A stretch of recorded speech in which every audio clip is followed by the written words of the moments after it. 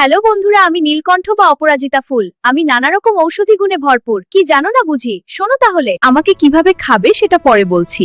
আগে কি কি কার্যকারিতা আছে সেটা শোনো। আমি অ্যান্টিঅক্সিডেন্টে ভরপুর। আমি স্মৃতিশক্তি বাড়াতে এবং মানসিক চাপ কমাতে খুবই কার্যকরী।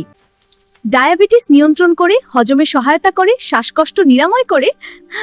আমাকে দিয়ে চা তৈরি করে খেতে 4-5টা ফুল, গরম পানি, লেবুর রস এবং মধু লাগবে। প্রথমে পানি ফুটিয়ে নামিয়ে নাও, তারপর এর ভিতরে ফুলগুলো ছিঁড়ে দিয়ে কিছুক্ষণ অপেক্ষা করো যতক্ষণ না কালার আসে। পানি গাঢ় নীল রঙের হয়ে গেলে একটি গ্লাসে ছেঁকে নাও। এরপর এর ভিতর লেবুর রস মিশাও। এরপর এর ভিতরে মধু মিশিয়ে তারপরে পান করো। ও ওয়াও, সেই টেস্ট তো! খাবার খাওয়ার 30 মিনিট আগে বা পরে এটা পান করা ভালো। দিনে 1 কাপ পান করা নিরাপদ।